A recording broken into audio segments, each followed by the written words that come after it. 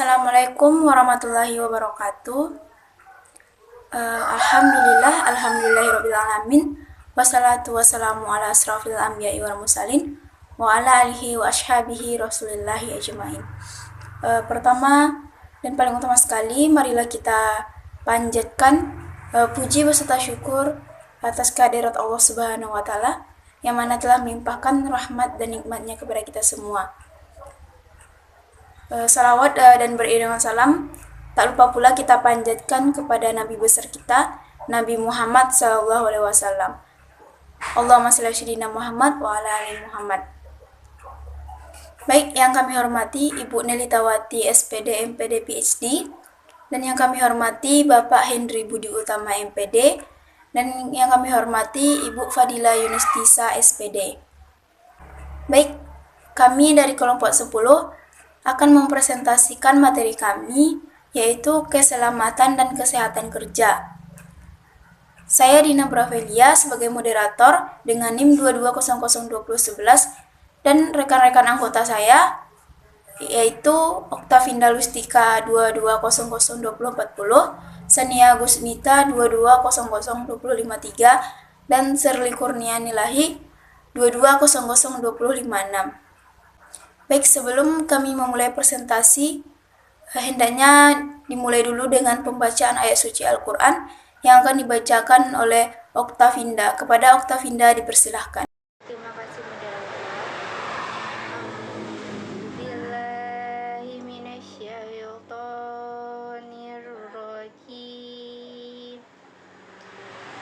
Bismillahirrahmanirrahim.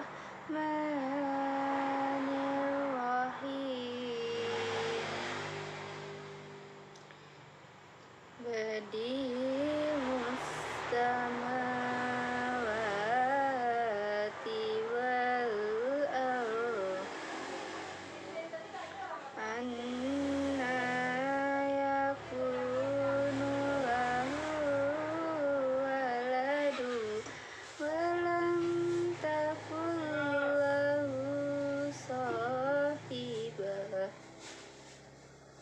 wa khalaqa kulla syai'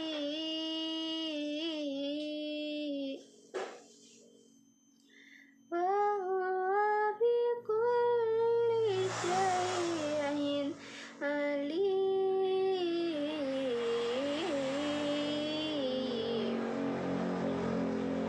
Dzalikumullahu rabbukum la ilaha illahu khaliqu kulli syai'in fa'buduh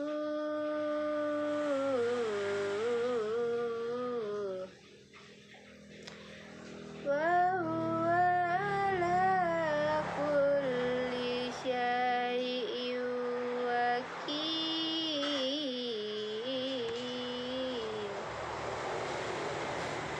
La tudrikuhul absar wa huwa yudrikul absar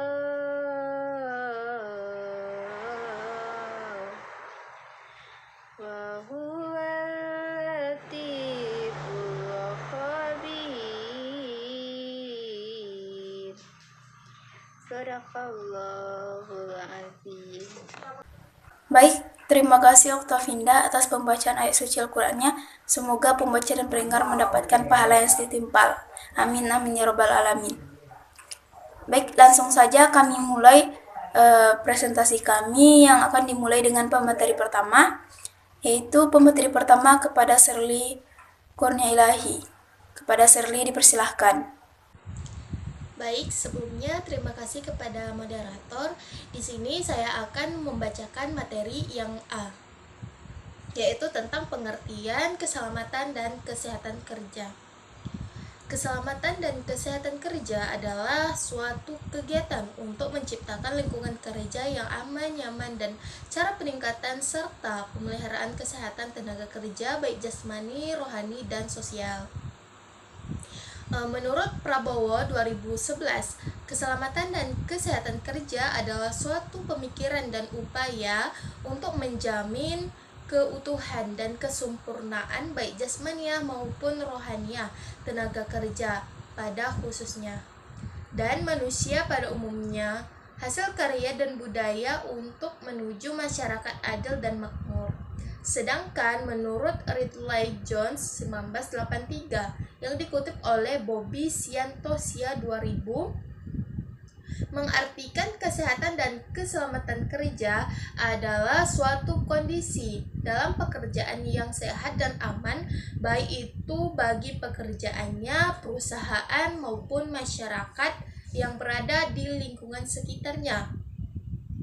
Dapat disimpulkan, kesehatan dan keselamatan kerja adalah salah satu bentuk upaya untuk menciptakan tempat kerja yang aman, sehat, dan nyaman, sehingga dapat mengurangi atau bebas dari kecelakaan kerja dan penyakit akibat kerja yang ada, akhirnya dapat meningkatkan efisiensi dan produktivitas kerja. Mungkin itu saja materi yang bisa saya sampaikan. Saya kembalikan kepada moderator. Terima kasih Shirley. Selanjutnya pemateri kedua yaitu kepada Sania Gusnita. Dipersilahkan. Baik, terima kasih kepada moderator. Di sini saya akan membacakan poin B, tujuan penerapan kesehatan dan keselamatan kerja. Keselamatan dan kesehatan kerja pada dasarnya mencari dan mengungkapkan kelemahan yang memungkinkan terjadinya kecelakaan. Fungsi ini dapat dilakukan dengan dua cara, yaitu mengungkapkan sebab akibat suatu kecelakaan dan meneliti apakah pengendalian secara cermat dilakukan atau tidak.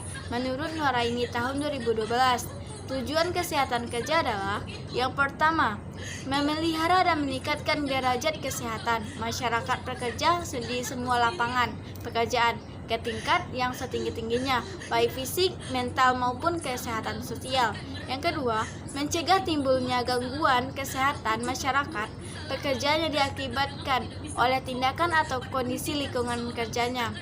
Yang ketiga, memberikan perlindungan bagi pekerja dalam pekerjaannya dari kemungkinan bahaya yang disebabkan oleh faktor-faktor yang membahayakan kesehatan.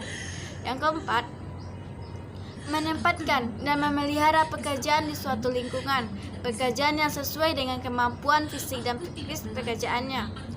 Kesehatan kerja mempengaruhi manusia dalam hubungan dengan pekerjaan dan lingkungan kerjanya, baik secara fisik maupun psikis, yang meliputi antara lain metode bekerja, kondisi kerja dan lingkungan kerja yang mungkin dapat menyebabkan kecelakaan, penyakit ataupun perubahan dari kesehatan seseorang. Menurut Nuraini tahun 2012.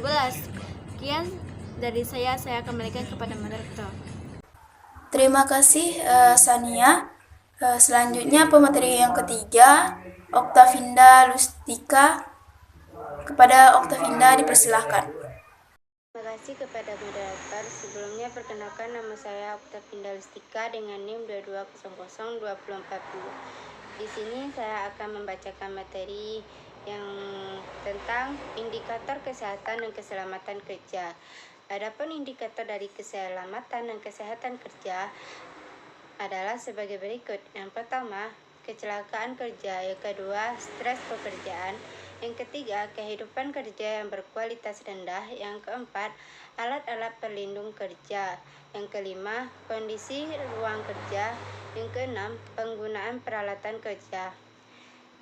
Peraturan Undang-Undang tentang Kesehatan dan Keselamatan Kerja. Dalam Undang-Undang Nomor 23 Tahun 1992 tentang Kesehatan, Pasal 23 mengenai kesehatan kerja disebutkan bahwa upaya kesehatan kerja wajib diselenggarakan pada setiap tempat kerja, khususnya tempat kerja yang mempunyai risiko bahaya kesehatan yang besar bagi pekerja, agar dapat bekerja secara sehat tanpa membahayakan diri sendiri dan masyarakat sekelilingnya.